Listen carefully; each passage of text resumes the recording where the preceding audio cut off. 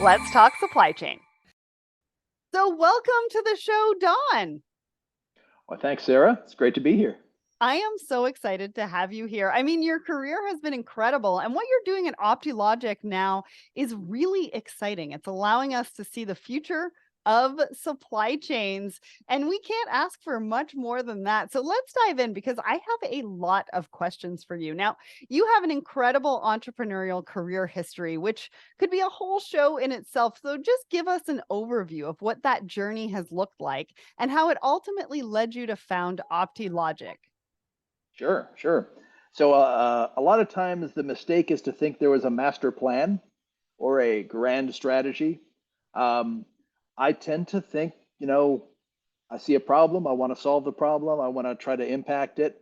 I consider my career to be basically in applied operations research. And I was a junior in high school back during the McKinley administration. And somebody came to talk to my high school and said, they described what operations research is, which is you can take the real world, make a math model of the real world, play with the math model and make improvements, and then go change the real world. And I heard that and I said, why would anyone want to do anything differently? So I went to college knowing I was going to do exactly that, and I did. And it's, you know, 300 years later, and I'm still doing it. So my career since then has really been not planned out, but pursuing how can I use modeling and computer models and digital technology to help people make better decisions in the real world. I love solving real problems that have an impact. Amazing. I love to hear that. And so you founded Optilogic with the vision of redefining the principles of supply chain design. Talk to us about what's wrong with supply chains right now, the way that we designed and constructed them. Why does that need redefining? Sure, but first I'm going to make a quick correction to the record. Um, Optilogic, when I started Optilogic, I had left Llamasoft. I had been with Llamasoft for 20 years, got to see it go on this beautiful journey from a one-person company to over 500 when I left in 2017. And within a year after that, I had wanted to get back into operations research somehow. So I actually started Optilogic not to do supply chain.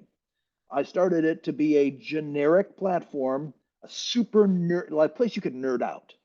And I wanted to empower really geeky developers who could make custom engines.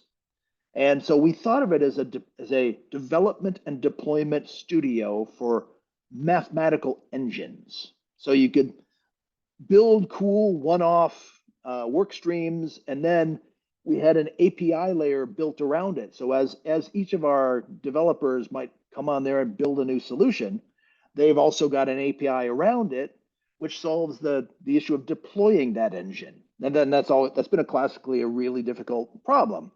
So we made a cloud platform so you could get in there and program, writing mostly in Python, and then an API layer so you could then use that. And supply chain came much later actually for us. And it's actually really important to know because the solution we ended up developing was one that this industry has really needed, but I didn't set out to do it. It is opportunistic. We made that wonderful platform and people started like mining, doing Bitcoin mining and all kinds of crazy stuff on there, gambling simulations and all kinds of things. And then what happened was we saw and observed something terrifying and remarkable. And that was in the broader marketplace, was as we went through pandemic and globalization, Hmm. deglobalization, this whole set of assumptions we had about the world got revisited in short order. And that means, that was supposed to be design's moment to Hmm. go back and really question what's the structure of the supply chain, what have I done to myself with this system? And at the same time, the company that uh, Llamasoft became got acquired by Coupa. And Coupa decided that the best thing to do was crush the life out of it and destroy it. and make it that basically they sucked at that point in time. And I apologize for the people. There's some great people still working there, and and they're doing the best that they can. But the management team just destroyed that company. Hmm. And I'm not saying anything that anybody doesn't already know. Llamasoft was the global leader in design. They had 80 out of the Fortune 100, 90 out of the Fortune 100 companies standardizing on their technology. And 3 or 4 years later, they were disliked. They had fired or lost, over half, probably closer to 3/4 of their workforce. They've just been Hmm. executing these people. And it's just at the time design is needed most, the design leader went away. Hmm. And so I was watching this with big eyes, and I started to see all this amazing talent that I had worked really hard to recruit to come to Ann Arbor and join Right. Llamasoft getting fired Hmm. and walking off the job because they couldn't stand the to live there and to work there. So Hmm. I decided, let me get these great people onto Optilogic, and then let's figure out what we're going to do. Right. Because with good people, you can do anything. And so some of these folks, Mark Gautsley and Rebecca and Steve Summer, these are cats that you just can't find that level of talent. So and Ali Tagavi and Simon and man, so we got all these guys on board, and then we started to look at the marketplace to say, does the world need another supply chain design application? Right. And what we ended up doing was, as we looked and we listened to what customers were saying, we looked at the trajectory of where Coupa was going to take that technology, and we decided, yes, let's pivot into this. So we started by making engines, and then we said, all right, let's commit to making a supply chain design application. So we actually built an application on top of our own generic platform. Hmm. And it's important to understand that because we made it the right way for the wrong reasons. Like Right. people, when they start working with our platform now, what they discover, they say, "Oh, I can use the supply chain design app." It's just the next generation of what we did with Supply Chain Guru and what Logic Tools did and what Barlow World and Cast did, and we've now take it to the next level. My friend Jim Wilson has been doing this for 25 years, and he feels like he finally got it right this time and design wise. And but underneath it, we've got this incredible extensible platform. So people are coming in through the front door on this, but Hmm. then they're seeing an infrastructure that can scale up. We do the hyperscaling, not because we meant to do it. It's because we started down in the engine room, Hmm. and we got they say better lucky than smart, and Hmm. I feel that every day. We got really lucky, and customers are really benefiting from something that is a beautiful and exceptional platform. Hmm. There's really nothing like it out there. Well, and I like what you were saying about design because when we were coming out of the pandemic into the new normal, I was hearing about a lot of supply chains really looking to redefine and redesign what their supply chain looks like. What does it mean for them? Because we're not building for the masses, we're building supply chains specifically for that particular organization. What does that need to look like? What are the risk dollars they're Yeah, willing to spend? How can we redesign it with that in mind and with their customers in mind as well? Because that changes from organization to organization. And so for you're sure. right. Supply chain professionals have been in design mode. They've been needing tools to really reconfigure what it is that they want out of their supply chains and what it means to their customers as well. For sure. And Sarah, you asked the right question also. I want to return and make sure that we get back to this, which was picking up the thread of what went wrong. Hmm. And a lot of what went wrong came from my previous company. We enabled decision making and behavior that focused almost exclusively on optimization Hmm. and almost exclusively on mathematical financial optimization. Hmm. And I think we got really lackadaisical. We got really kind of lazy about stress testing these things because Right. we had a good run of about, from 2008, 2009, from the financial meltdown to about 2020, we had a pretty solid run where you could make Yeah. assumptions And those assumptions didn't really get tested. And the Mm-hmm. assumptions are reliable, steady, low cost production and Mm-hmm. supplies from primarily China, of regulatory networks falling and making it easier to move parts around, of harmonizing tax approaches. Mm-hmm. And we just got, and in a growth environment, characterized by low inflation and Right. stable currencies, Mm-hmm. we got used to that. Mm-hmm. And so people have talked about design, and we, when I was at Llamasoft, we talked about trying to balance the criteria of design. Mm-hmm. But I think we enabled people to fixate on optimizing, and it's I use the comparison about car insurance. Okay, I asked people, hey, how many of you out there have car insurance? Okay, everybody raises their hand. Mm-hmm. It's America. If you got to have a car, it means you have to have car insurance. And then I said, well, gently, how many of you have been in a car accident? And most people haven't. And then I said, well, why didn't you cancel your car insurance? You should, it's just wasted money, right? And the fact is, you get used to thinking these things are not needed until you need it. Right. And with design, we enabled people's oversimplified approaches. Mm-hmm. What we're talking about at Optilogic now is we always talk about design as achieving the balance, achieving the trade-off, the right trade-off between three main criteria of the financial performance of a supply chain system, Mm-hmm. the service that that system delivers, Mm-hmm. and the inherent risks that are built Yeah. in, things that you have assumed away, but you have to know that they're there. Right. And we've now got in our platform the right set of engines to support that.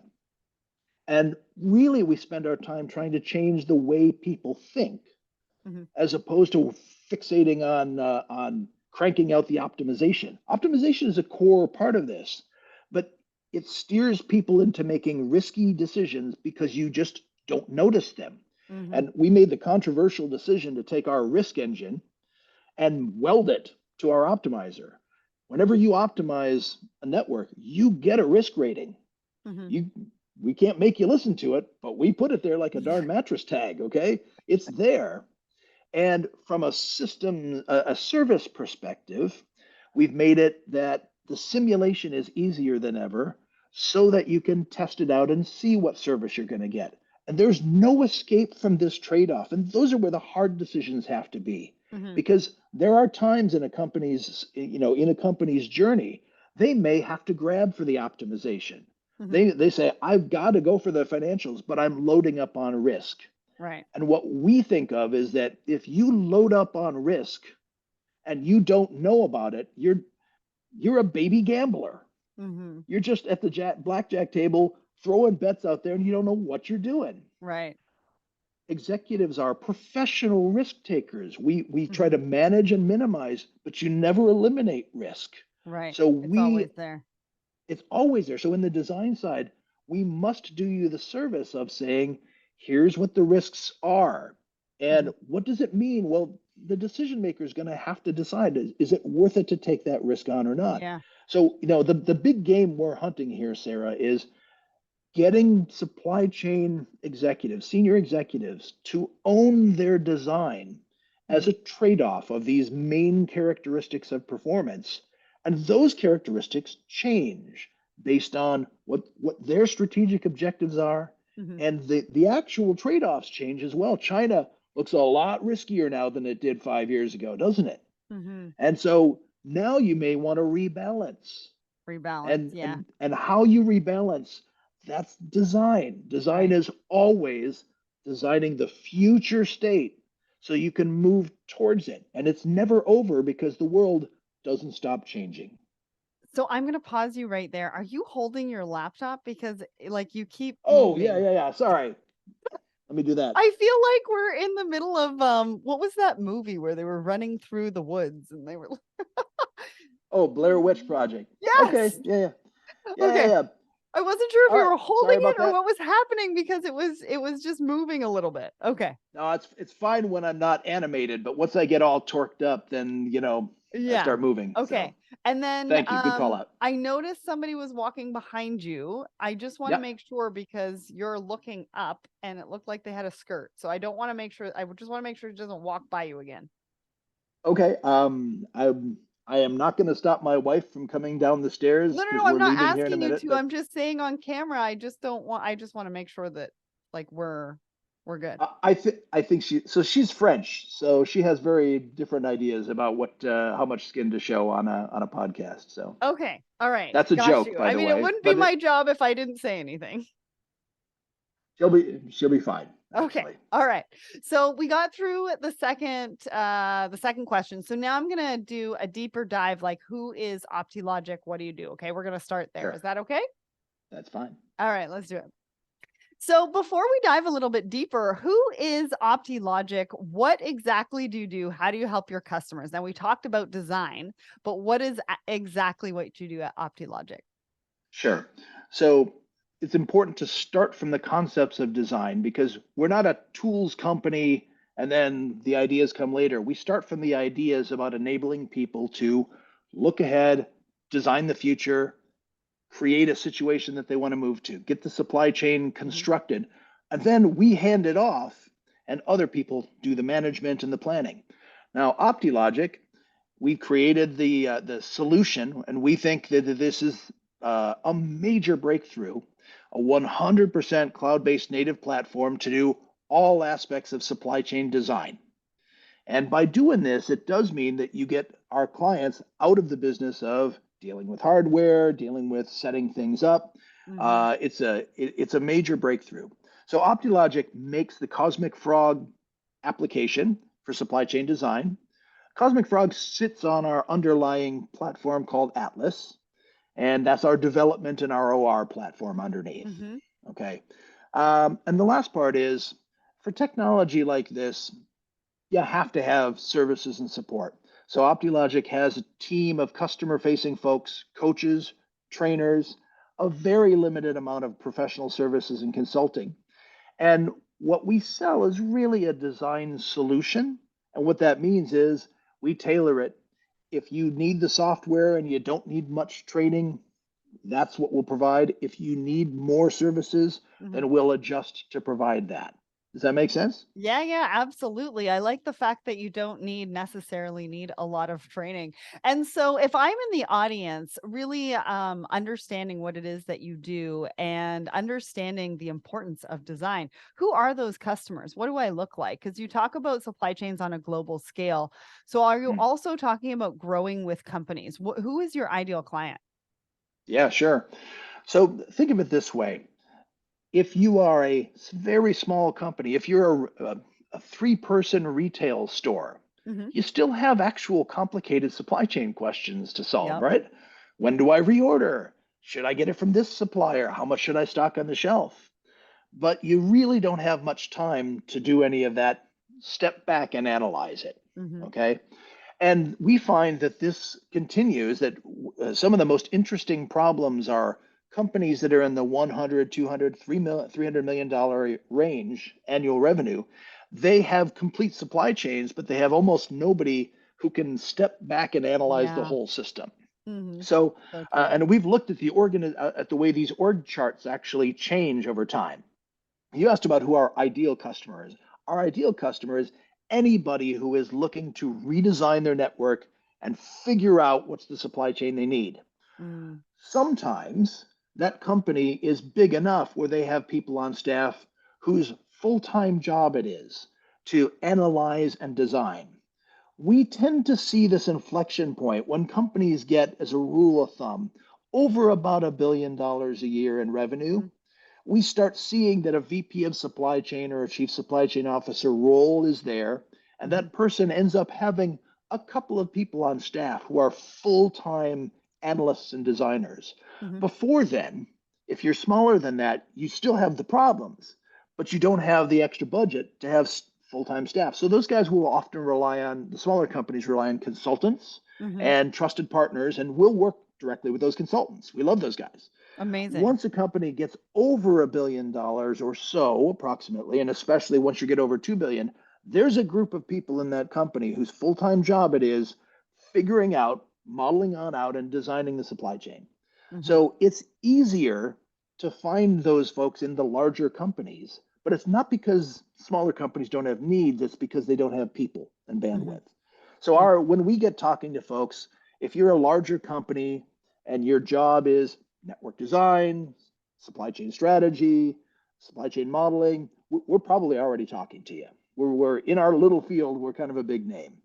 Amazing. If you're a smaller company, and the thing about smaller companies is there's so many of them. Mhm. Historically, in this field, those guys got priced out Mhm. and they would go to consultants. What we're seeing now is an emerging of a new market, a new niche, because I didn't mention this, but we offer Cosmic Frog and our full stack as a free account for everybody. Wow. So, and you don't have to talk to a salesperson. Mm. And this is so subversive. I love it because it undermines the entire business model of gatekeeping and showing you things and trying to dangle it in front of you. Mhm. We want and we think our customer, that the world's customers, needs to be able to evaluate software and technology before you commit. And so that's what we did. And I people love still that. can't believe it. They're like, Mhm. so how do you have to set up a whole new thing for my company? No. We're 100% cloud native, which means when you go log in, make your new account, there isn't a setup. Mm. And you're anybody can go get their account. And we want people to be able to have this toolkit as they go from job to job in their career. Mhm. So, that's another part of the game is that people will often lose access to the tools when they Right. change companies. Yeah. But the result of that is to make it that we have fewer and fewer people who can actually do design. Right. Right at the time we need more people doing Yeah. it. We need it the We are most. trying to blow this up, Sarah. We are revolutionaries blowing up the world order here because we think everybody needs to think like a designer. So Mhm. you asked who are our ideal people. The people who are ideal for us are supply chain professionals who want to change the game Mhm. and move to a different situation. I like to quote Herbert Simon, the polymath, who said, anyone designs who tries to change their existing situation into a preferred situation. Mhm. If you're a change agent, if you want to make things better, big or small, we're here for you. You're our Nice. people. Well, and you are turning it up on its head, and you're really taking how people think about technology and what that looks like, and really changing it into a completely different paradigm because you're giving it for free and they're able to use it and then they can take it with them as they build their career, which is really, really crazy. Now, your old It company is was crazy. Thank you. Llamasoft Soft. You're talking about Cosmic Frog. Do you like animals or something? Like, what is it with animals? Well, there's a lot of jokes I can make about that because I was just at a steak place last night and I was really enjoying animals. I would say that there's a lighthearted part about this, which is when we think about what we do in design, Mhm. we think about the ideal would be you as a decision maker or a thinker. What you want to do is to be able to see all the possible futures, all the possible universes you might enter into Mhm. so you can choose. If you could see all the possible future designs, you'd want to pick one. Mhm. And we just envisioned it as a frog sitting there quietly in the middle, like a Tibetan lama, being able to see all of the multiverse. Nice. So, because there's not a question of which one is best, there's Mhm. which one do I choose? Choose. And we Okay. just saw the frog as that. But I will say, it's also the case that the weirdos that came up with Llamasoft would obviously come up with Cosmic Frog. I mean, it just makes sense. Okay, And that's fair. and I will say the last part about this, which is supply chain can be so flippin' dry. Mhm. We take ourselves so seriously. I had one executive say, "Well, supply chain is serious business, and Cosmic Frog doesn't sound like a serious name." Uh, And to me, that I know it encapsulates everything that's wrong about this Mhm. because it's true. If I'm driving a truckload of hazardous material, I should be taking it pretty seriously. Hmm. But what is design? Design is about changing and envisioning a different future. Hmm. And what do you need to do that? Besides Cosmic Frog licenses, what you need is imagination. Yeah. You have to have some fun with it. And Creativity. supply chain is so unfun. These people, Hmm. and often, and I see this from the vendors, they deny personality, they deny creativity, and it's just a freaking drag. Hmm. And it has to be fun. And design is a beautiful artistic expression in the supply chain world. So Yeah. all of that to say, we put fun on there because it's essential to do the job. Hmm. It's not a nice to have, it's must have to Hmm. envision better futures. Hey, So I all I of that like is the where I'm name. coming from. I Well, like thank the you. name. So let's keep it with Cosmic Frog, but let's keep this We're going going, with right? frogs. Because Cosmic Frog has a few different core areas. There's Yeah. optimization, there's simulation, and I believe there's risk. Can you walk me Mhm. through each one of these and what it actually means to organizations looking to design their supply chain? Absolutely. It's a great question and it's important. The things you mentioned are I call them engines. Hmm. Little analytical power engines that you can apply to a problem.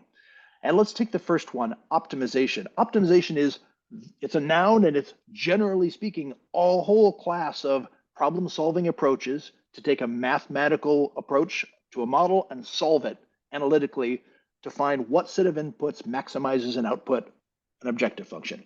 Hmm. In supply chain design, we often talk about mixed integer linear programming. Hmm. It's this specific solver approach to do network optimization. And it's a beautiful technique. It's still the backbone of what people do.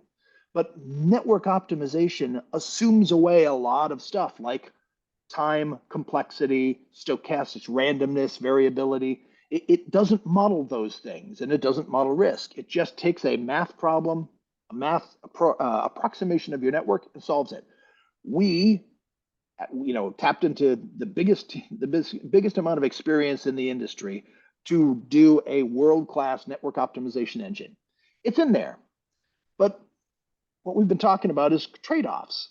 So Hmm. network optimization can generate a proposed structure that it thinks it's best, but you better test that darn thing before you roll it out, right? So So true.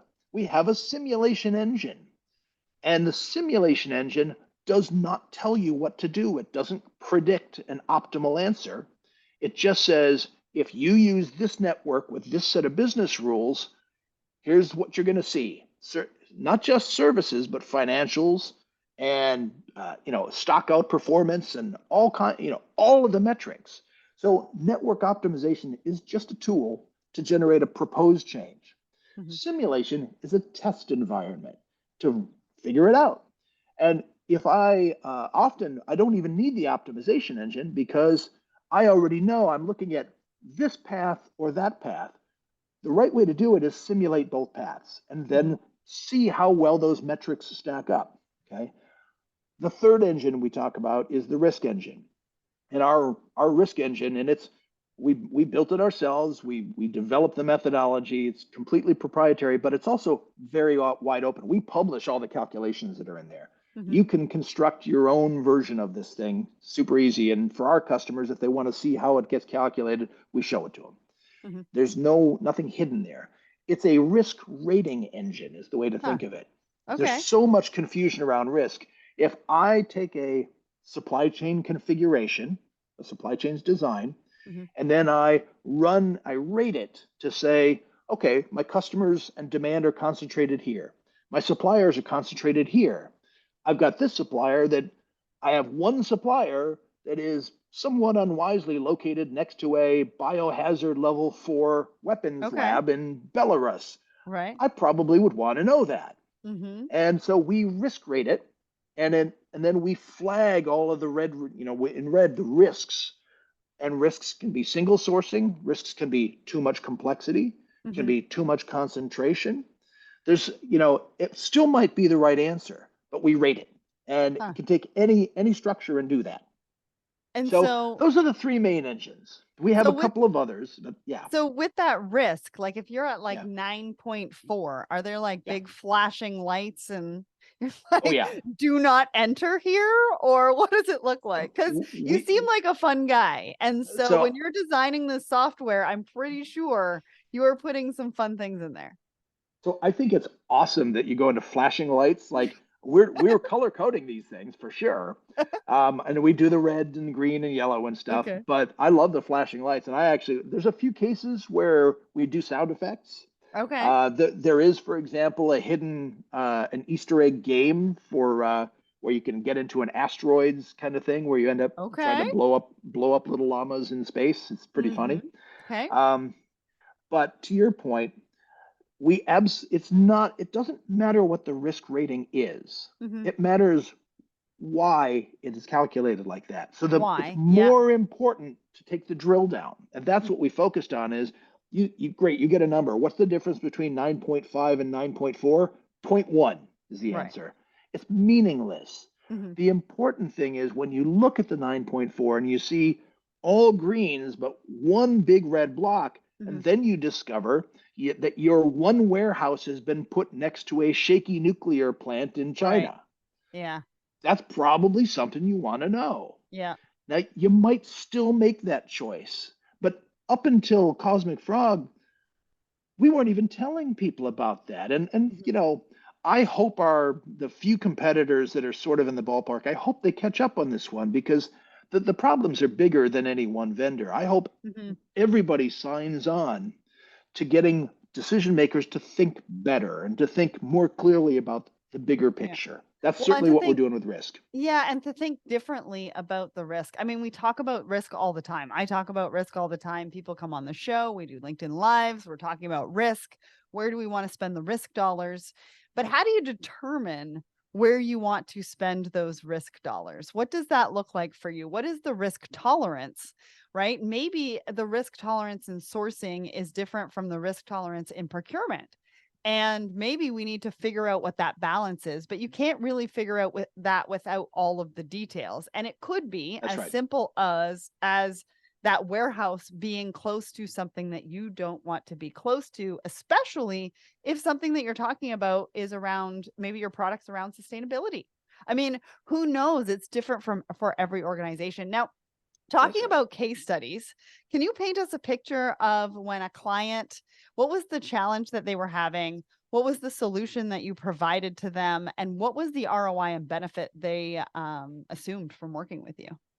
Sure. So it's tricky with design because when we talk about ROI, not having a supply chain that blows up, what's the ROI of avoiding a bad outcome?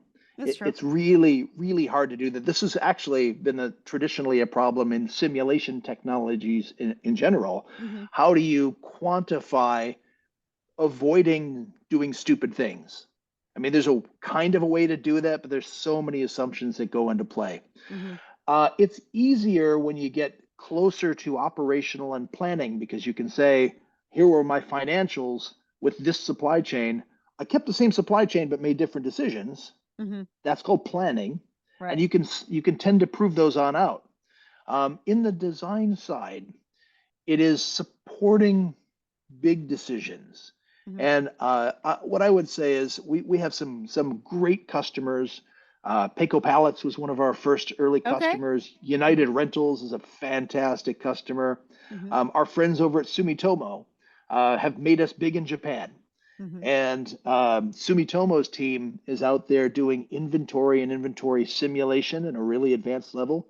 For them, they'll test out different inventory strategies and simulate it on out. So not just trying to optimize it, but if I want to make a different decision, if I want to segment inventory, if I want to give one customer a different, set aside some emergency supply for that customer, what does it do from an interrelatedness? So what's the effect on other service rates? Hmm. That's the kind of what if analysis that's happening. And for us, it's also difficult because every customer has a different set of things that they're interested in. Okay. In the planning world, you lock down a model. The model is there in the app and it's locked in, and you Hmm. just put data in it. With us, the same customer will do 10 different applications using the same application because we do the entire end-to-end supply chain. Right. So I'm gonna say there's plenty of folks out there, marketing people who publish. You can save 5%, 10% of costs on your network, but Mhm. I really discourage us from hanging up on that Okay. and focusing just on that.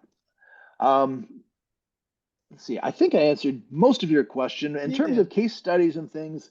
We've got a lot of stuff on our resource library, which you can actually get at our case studies through your Cosmic Frog account that's waiting there for you to log in. I know you're gonna at the end of this. I know you're gonna go make your account. So I look forward to getting your feedback on that. I Become a love the Frogger. confidence. I mean, it's free, so why not? You may as well go and check it out. Now, we've talked about risk, resilience, optimization, but the other key element that supply chains of the future can't ignore is sustainability, which I mentioned before. And we have to start taking meaningful action now. But understandably, lots of organizations aren't really sure where to start. So, how can supply chain design and simulation with Optilogic give organizations maybe that information they need to start making some impactful change? Yeah, that's right. The way to think of it is that um, I think implied in your discussion about in your definition of sustainability is a grouping around what I think of as externalities, things that we don't normally measure, but we know are important. CO2 emissions is obviously the one that we all kind of, we've been talking Hmm. about this for a year, for years. Back at Hmm. Llamasoft, I was there designing the original CO2 implementation for greenhouse gas emissions, not just CO2, but methane and Hmm. other externalities. The way to think of it is those, practically speaking, we've rarely, almost never seen a company that says, I'm going to take sustainability and make that a hard constraint. Instead, what they say is, I want to know what are the externalities? What are the emissions if I take path A or use transport mode Yep. A, True. transport mode B? Hmm. If I run things less frequently with larger loads, what's the effect? Does that, by the way, does that override the considerations of, hey, it's cheaper to do it this way? Hmm. Sustainability from an externalities and external impact is something you have to measure. And we measure it, we report it in Cosmic Frog. How to trade that off is something that the world is working on and hasn't really gotten around to. We've tried pricing mechanisms, we've tried carbon taxes. If you put it into a carbon tax, it goes into the model and then you can optimize around it Hmm. and incorporate it as a trade-off. But most of the time, those sustainability goals are squishier. Hmm. I want to cut my CO2 emissions, but if the financial gain is so great, then maybe I'll take that extra gain and I hope go put it into buy carbon credits or to do something else that'll be more Okay. green. That part about if you can't trade it off directly, if I can't cost the externality, then I can't trade it off in a precise way. Hmm. And that means I'm in the realm of soft trade-offs, Hmm. of at least understanding it. And so we measure it, we report it, but the trade-off question is something that I think that decision makers have to figure out for themselves based on how they position their company. And Okay. I guess I'd say that the final analysis on this one, the final word is there's no excuse anymore for not simulating out and testing out a detailed future. Measure it. Measure the sustainability impact, measure the amount of water usage that your new Hmm. approach will take. You're going to go into and put a plant in the desert, measure how much water that's going to take. Yeah. Measure the solid waste that comes out from return side, Hmm. from delivering, more packaging to customers. Hmm. Measure it, and then you can at least understand and make the decision better. Right. Yeah, absolutely. I mean, Lego just came out and said that the way that they were going to go for sustainable building blocks is not actually more sustainable, and so they've gone back to, I think, what they were doing before while they Yeah. keep testing. And so you're right, we don't have all of the answers, but you do have all of the data at your fingerprints at your fingertips when you are looking to make some of those decisions that you could Yeah. actually ask more questions about. So that's fair. So we're nearing the end of 2023, and I can't believe it. I don't know about you, but I can't believe it. What should we be thinking about for in 2024? Do you have any trends or predictions you could share? Oh boy. Um, it sure is a weird time. Supply chain is a part of the world.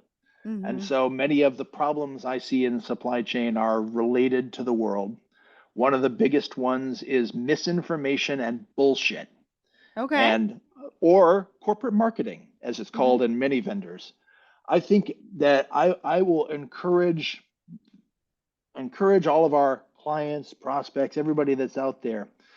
Don't just listen to the BS that people are schlepping your way. There's so much hand waving.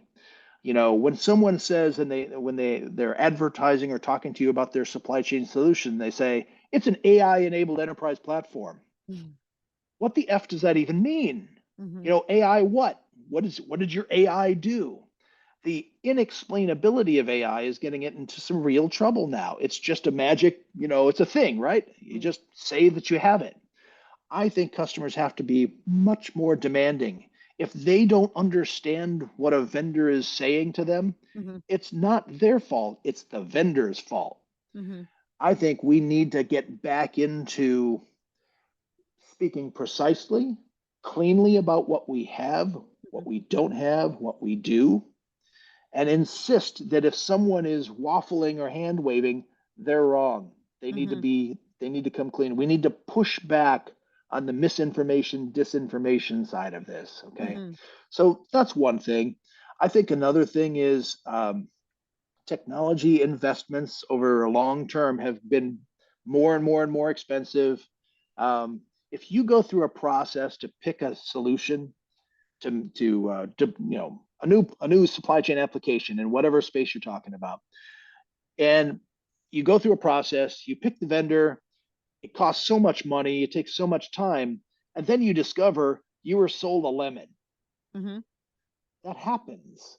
And Hmm. what happens then is you have to defend your choice Hmm. because you don't want to look like an idiot Right. who recommended this broke ass planning solution Hmm. that they told you that it was AI enabled next generation with a word Hmm. salad served up next to it. And then a year in, you're like, shit, I can't even adjust the settings because we're Right. still implementing it. Right.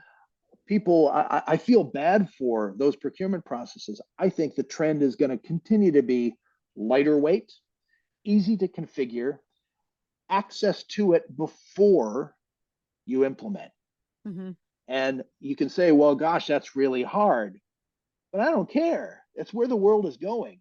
Hmm. Our customers, if they try out what we're doing in design and it's not working for them, they're out some of the time that they did to evaluate it. Hmm. But we're lucky because we don't have anything to hide. Right. There's a lot, we see this more in the planning space where some of these old line vendors, these guys that wrote their software 25 years ago, and now they have a web browser on front of it, trying to pretend like it's a new solution, but you don't know because you can't try it. Hmm. I think that the marketplace out there is going to be less tolerant of this kind of opacity, these opaque procurement and sales driven approaches. Hmm. And, those old line vendors, it's time for them to go. Okay. Well, I think really, taking a look at the information that you're ingesting. I mean, it's one of the reasons why we have this podcast, right? Because we're not telling anybody who to use and who not to use and For who's sure. better than everybody else. We're just actually giving that information and trying to get from the vendor exactly who they are and what they do and how they help their customers to help give the right information to the community so they can make those right decisions. But you're right. I mean, we need to be able to test it out. We need to be able to know that if I spend 9 months and I ask my team to spend 9 months, let's say 6 months, hopefully not that long, to onboard a technology to get us where we think we need to go, we also need to understand our processes, where we want to go, what Yeah, that success looks like, but we need to be able to test it out and make sure that it is the right one. So I agree with you on that. So yes, finally, sir. then, what does Yeah. the future hold for Optilogic? Sure. I'm going to pick up with this because I'm going to give you a Mhm. little bit of a tip off. We haven't talked about this. It's a really new project with a new Okay. customer. You know, call it $1 billion food industry customer, a niche food industry. Hmm. And this customer is doing what we see the future. They are using our application and our simulation environment. And what they're going to do is test out, they're making a switch to a different TMS. Okay, so they do a lot of, they have their own fleet, they have trucks running everywhere out there, and it's really complex, and they don't know how that's going to work. We are working with them to give them a synthetic environment, so a model of their network where they can change which customers they have. They can look at, if I acquired this competitor and Hmm. put the networks together, what truck routes am I going to run in that future state? Mm. All the way down to stops. And then you know what the effect is going to be on total cost. Hmm. It's a we see people wanting to do this in the inventory side. They say, Hmm. well, if I switch off from this inventory system to this other one, really how well will it work? Hmm. Eventually, people are going to use Optilogic's modeling and platform to test out vendor selection before they buy from a specific vendor. And Hmm. that is nuts. That is something people have wanted to do. Hmm. But imagine if you say, well, before I make my commitment, let's run it through the simulator of my enterprise and Hmm. we'll see what kind of ROI I think I'm going to get from that. Right. That future is coming. And in fact, in some cases, like the one where I was just mentioning, which I hope we'll be talking about as a big case study next year, Hmm. that future is here. That enables change because enabling change means making it safe to Hmm. not screw it up. How do you Yeah. do it? Synthetic environment. That's the power. Hmm. Well, I can't wait to see what happens with that. It sounds to be like a really incredible project. So keep us informed. And in You got order it. to withstand future disruptions, organizations need to start thinking proactively and bring risk identification and mitigation into their supply chain design process. And you can do exactly that with Optilogic. Their powerful Cosmic Frog software creates blueprints of future supply chains, helping your organization to take a proactive approach to supply chain risk management, mitigate threats, ensure business continuity, and prevent your organization from being blindsided by unforeseen crisis events. If you want to find out more, you can check them out at optilogic.com. And did you have a guess at today's big question? Well, at the top of the show, I asked you, according to Gartner, how much is worldwide end user spending on security and risk management projected to total in 2024? Well, it's a huge $215 billion, which is an increase of 4.3% from 2023, according to new forecasts. So make sure you are not behind and that your organization is paying attention to risk. Don, thank you so much for joining me today and to the team at Optilogic for making this episode happen. Thanks, Don. What a pleasure, Sarah. Thank you.